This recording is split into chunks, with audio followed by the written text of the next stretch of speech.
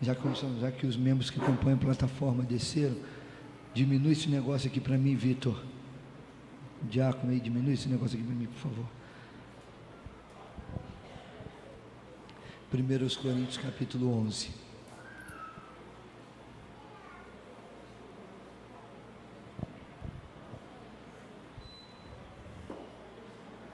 Que bom que estamos juntos, que bom que é um dia especial, um sábado agradável, e que bom que você está sentindo frio, isso me alegra. Que bom, estamos em boas circunstâncias na casa do Senhor. Estou vendo que nós temos alguns amigos, alguns irmãos que nos visitam. Estou vendo a Marisa mais uma vez.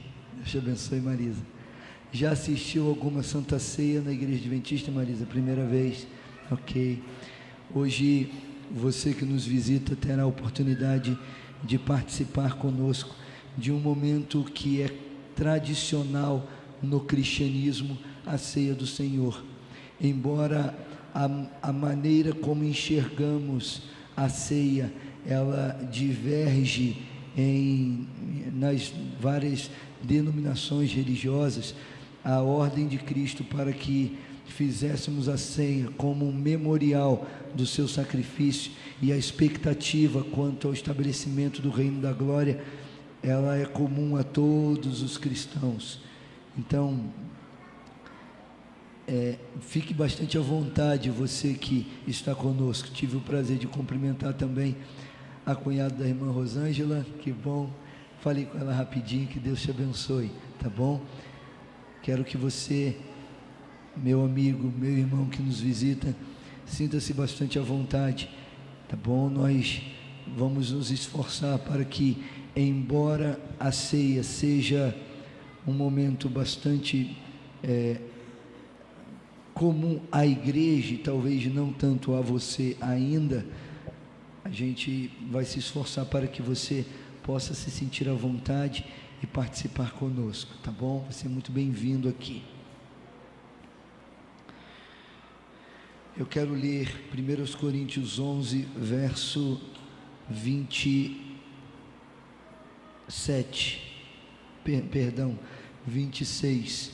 1 Coríntios 11, 26.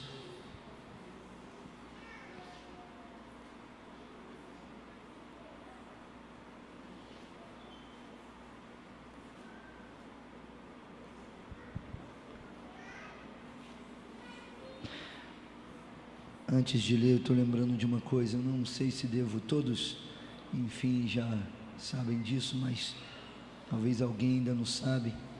Nós, como igreja, de um modo geral, estamos enlutados pelo falecimento do irmão Juca, o pai do Denilson. Descansou ontem, na verdade antes de ontem, e ontem nós estivemos juntos realizando a cerimônia fúnebre. A igreja oferece a vocês nossos sentimentos, tá bom? Nós estamos juntos com vocês nesse momento. Verso 26 do capítulo 11. Porque todas as vezes que comerdes este pão e beberdes o cálice, anunciais a morte do Senhor até que Ele venha. Curioso, essa abordagem aqui ela é peculiar de Paulo. Nem Cristo, quando instituiu a ceia no lugar da Páscoa, deu essa conotação do aspecto da proclamação da morte. Mas Paulo, quando entende a ceia, e ele no capítulo 11 afirma que ele recebeu isso como uma ordem do Senhor, e por isso ele estaria transmitindo aos cristãos de Corinto, ele acrescenta esta ênfase: todas as vezes que comerem esse pão e beberem cálice, anunciais a morte do Senhor. Anunciai a morte do Senhor. É curioso que ele estabelece um vínculo da proclamação de uma mensagem com uma ordem de Jesus para uma celebração.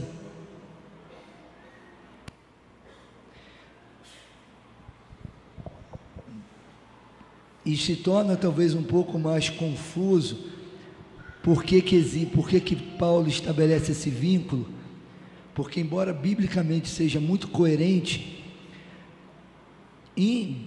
digamos assim, institucionalmente, nós estabelecemos uma distância entre a proclamação e aquilo que a igreja faz nos seus ambientes internos, enfim. O que eu quero dizer? A ceia normalmente é um momento muito interno da igreja. A ceia é algo que a igreja realiza muitas vezes de si para si. E todos os amigos e visitantes são convidados a participar, mas nós não saímos por aí anunciando que vai ter ceia, porque a ceia ela é comum ao ambiente e à cultura da própria igreja. Só que Paulo aqui, ele está colocando um elemento. Parece que a ceia é vista por Paulo como um instrumento de inspiração ou de motivação para a proclamação. E é muito apropriado o argumento de Paulo, porque antes, se você ler o capítulo 11 de Corinto, ele estava questionando e falando que os coríntios não estavam fazendo direito à ceia, porque eles estavam em desarmonia entre si. Eles estavam brigando. Esse negócio de briga de crente é coisa velha, né, rapaz? Crente gosta de brigar desde que começou a ter crente no mundo, misericórdia. E ele passa o capítulo todo, o capítulo 11 praticamente todo, falando, exortando, inclusive dizendo: olha, eu não tenho algo bom a dizer a vocês sobre isso. Vocês estão discutindo sobre o que fazer ou como fazer, vocês estão desprezando, vocês estão questionando formas. Pois eu digo para vocês que vocês devem comer o pão e beber o vinho, devem fazer isso de forma digna, avaliando-se a si mesmo. E todas as vezes que isso acontecer, vocês precisam ser inspirados. O resultado da ceia na vida do cristão deveria ser uma inspiração para proclamar. Só que é curioso também, Paulo também fala que a cruz é escândalo para aqueles que não creem, porque ele manda proclamar uma morte. A gente não celebra a morte, a gente não avisa a morte. Às vezes a morte ela pode ser informada, comunicada, mas nós não celebramos a morte. Mas Paulo aqui, ele manda que a morte de Cristo seja proclamada. É incrível como o propósito bíblico é tão claro no que diz respeito à nossa vida e ao motivo de existência da igreja, e é incrível também o quanto que nós nos afastamos dessa única coisa que pode fazer com que essa estrutura faça sentido. Tome a ceia e anuncie a morte do Senhor. Mas por que anunciar a morte do Senhor? Porque eles estavam desunidos. E parece que a ceia aqui no argumento de Paulo, Paulo em 1 Coríntios 11, ele não tinha a intenção de explicar a ceia, a forma da ceia, mas despertar os cristãos para o sentido da ceia. E eu acho que é muito apropriado para os nossos dias que nós também sejamos despertados para o motivo da ceia.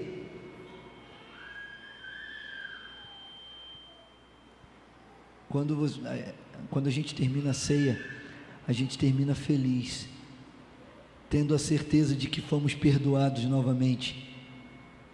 E aí a gente se abraça aqui e termina aqui e vamos para os nossos lares.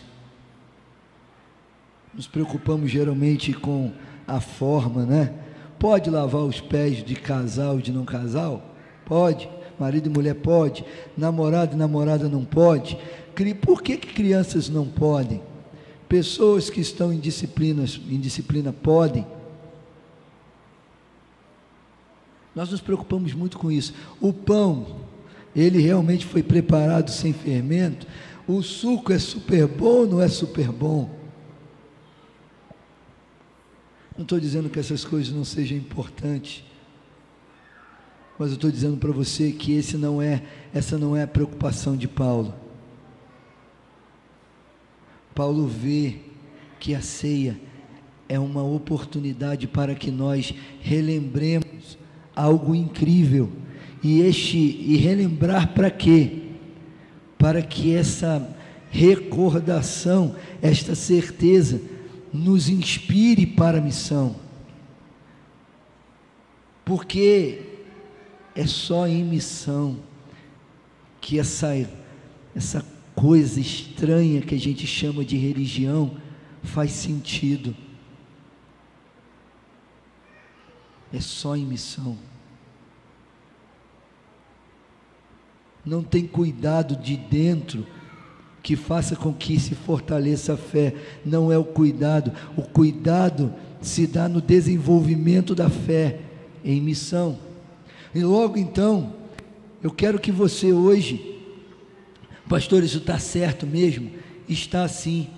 O elemento central disso, o que fundamenta o argumento de Paulo, está em João capítulo 8.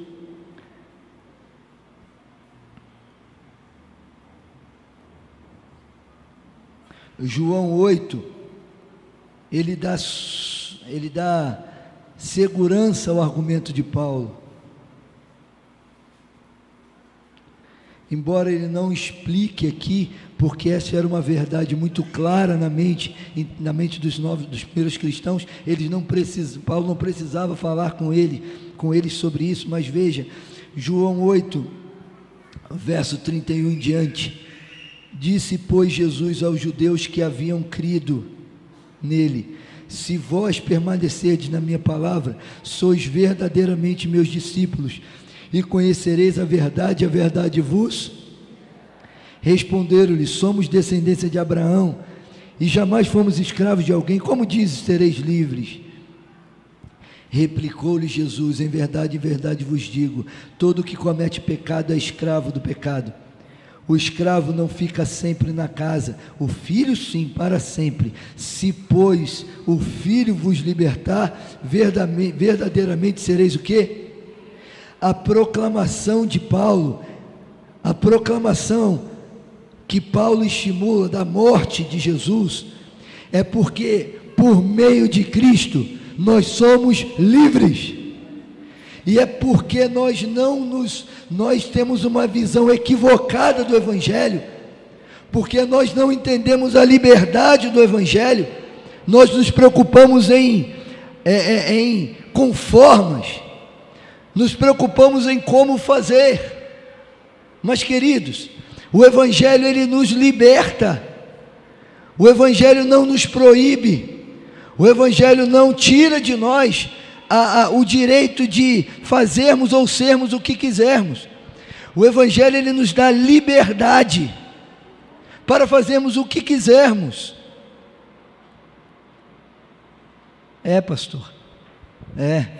Pastor, esse discurso está meio esquisito. Liberdade para fazer o que quiser, é exatamente isso. Então, pastor, eu sou livre, o Evangelho me libertou para poder ir para a balada. Você não recebeu o Evangelho. Pastor, eu estou livre para adulterar, você não recebeu o Evangelho. Você não está livre para adulterar ou para fazer coisas que não sejam de acordo com a vontade de Deus, não é porque o Evangelho não liberta, é porque a pessoa que sente esse desejo intenso, ou a pessoa que está buscando oportunidades para isso, para que cometa pecado, Jesus falou que é escravo. Por quê? Porque não recebeu o Evangelho. Nós somos livres para obedecermos, livres para desfrutarmos da alegria que vem da obediência, livres para nos libertarmos da escravidão da forma, para nos libertarmos da escravidão das práticas institucionais, do posso e não posso, livre para sermos aquilo que Deus sonha para nós, livres. E porque somos livres, temos direito, podemos conhecer a Deus, livre para desfrutar da companhia de Deus, livres para hoje, aqui, através de uma cerimônia instituída pelo Senhor, entregarmos a nossa vida a Ele novamente, livres. E porque somos livres, nós podemos escolher obedecer. Somos livres para proclamar. Somos livres para dizer às outras pessoas que eles também podem ser livres. Não somos escravos das nossas circunstâncias. Não somos escravos dos nossos relacionamentos. Não somos escravos do nosso trabalho. Não somos escravos de nossa família.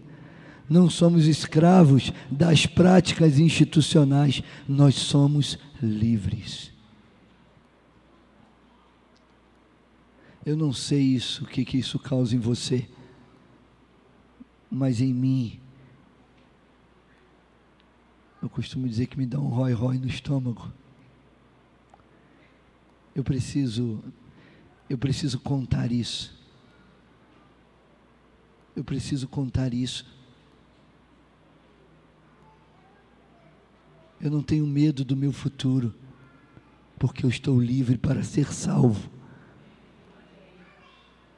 Eu não tenho medo do que vai acontecer amanhã comigo, porque eu estou livre.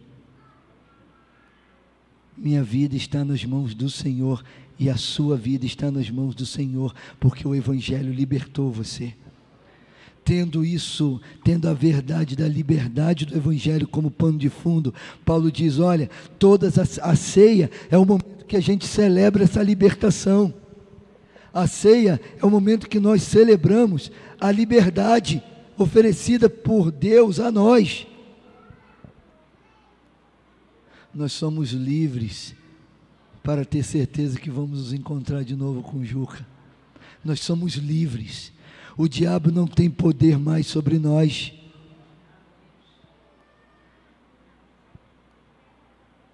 E aí agora Paulo diz, olha, todas as vezes que vocês lembrarem disso, porque o problema é que a gente esquece, né? O problema é que a gente esquece das coisas. E porque nós nos esquecemos, a gente começa a colocar outras coisas no lugar. A gente esquece da liberdade do Evangelho e na hora da ceia começa a preocupar com quem vai lavar o pé. A gente esquece da liberdade do Evangelho e fica preocupado quem pode ou quem não pode.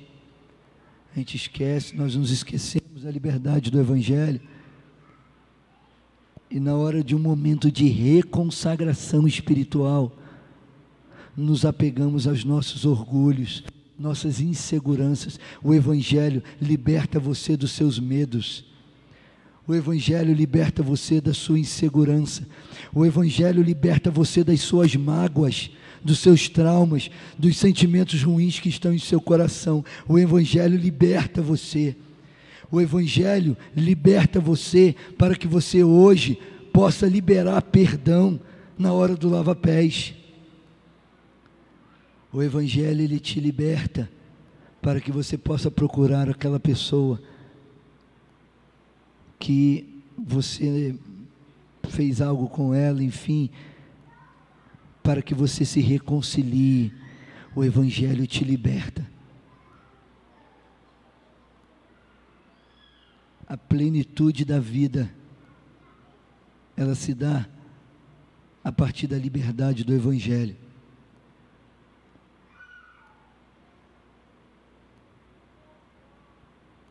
Você é livre? Ou você veio para cá hoje carregando um fardo terrível?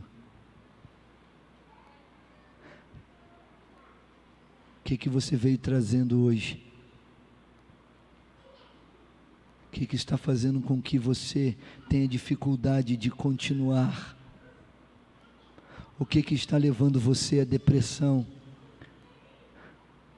O que é que está causando em você medo de que sua família não continue? Quais são suas inquietações? Quais são seus traumas, suas mágoas, seus ressentimentos? O Evangelho, ele liberta você para que hoje você coloque tudo isso diante do Senhor. Você pode fazer isso. E é de verdade mesmo, sabe? Não é história da carochinha, não, é de verdade. Deus é real. Deus existe mesmo. O Evangelho é real. Eu e você só precisamos experimentar isso. É isso que eu quero que você tenha em mente. Agora que iremos sair para o lava-pés, eu quero que você tenha em mente que é hora de depor diante do Senhor tudo que você tem que está te afastando de Deus. E nesse momento é hora de você exercer o dom divino da liberdade para que você possa perdoar, para que você tire de você, Senhor, é terrível a mágoa. Mágoas, ressentimentos são coisas muito fáceis de entrar em nossa vida, difíceis de sair. Você hoje pode se libertar disso. Você pode perdoar. Você pode receber perdão, porque você é livre. Nós vamos agora cantar. Brizinha, ajude por favor. Acho que talvez um ou dois do Ministério de Louvor pode nos ajudar. Sérgio, por favor. Nós vamos agora sair cantando o hino 240. Apenas algumas orientações práticas, tá bom? Você que não é membro da nossa igreja, pode participar. Se você sente o desejo, pode, não tem nenhum problema, tá bom? Se você não sente o desejo, você também não é obrigado a fazê-lo. Ou seja, siga o que estiver no seu coração, tá bom? Nós teremos, como fazemos sempre, o espaço lá atrás, lá embaixo, na sala para as mulheres, ali embaixo para os homens, e aqui na sala dos adolescentes, a equipe de diaconato preparou um ambiente para os nossos irmãos da terceira idade, que talvez tenham dificuldade com a escada, já podem ir aqui por trás, na primeira salinha, a salinha dos adolescentes, está com um ambiente preparado para você, tá bom? Ficou claro então? Vou pedir a você, por favor, que permaneça em conversas espirituais, permaneça num ambiente espiritual, com pensamentos espirituais, e que seja objetivo, por favor. Vá, lave os pés e volte para que possamos continuar, tá bom? Que vamos agora ficar em pé, orarmos. Vou fazer essa oração e logo depois nós podemos sair cantando o hino 240, Bendita Segurança, tá bom? Nós vamos, quando começar a tocar, você já começa a cantar e pode sair cantando, tá bom?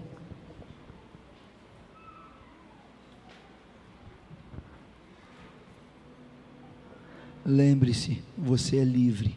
Vamos orar. Obrigado, Senhor, porque o Senhor nos livrou das mazelas do pecado. Obrigado, bom Pai, porque o Teu Evangelho nos dá, ó Deus, uma expectativa de uma vida livre, livre para conhecê-lo. Por favor, Senhor, que a partir de agora, o Senhor implante em nossas mentes essa certeza, faça com que nos lembremos de que somos Teus filhos e livres para sermos fiéis, podemos obedecer, podemos perdoar, e que o momento do lava-pés seja significativo em nossas vidas. É a oração em nome de Jesus. Amém.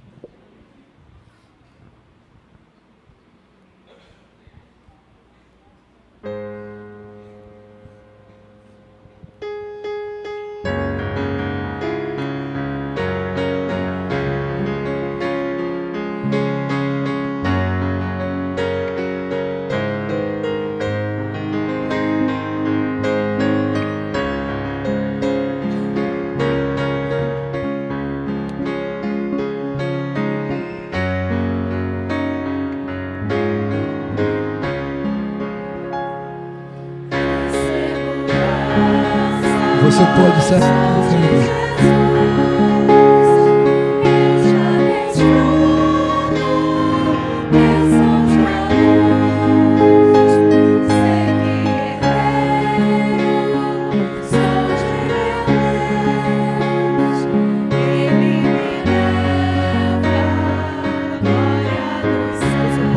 cantando.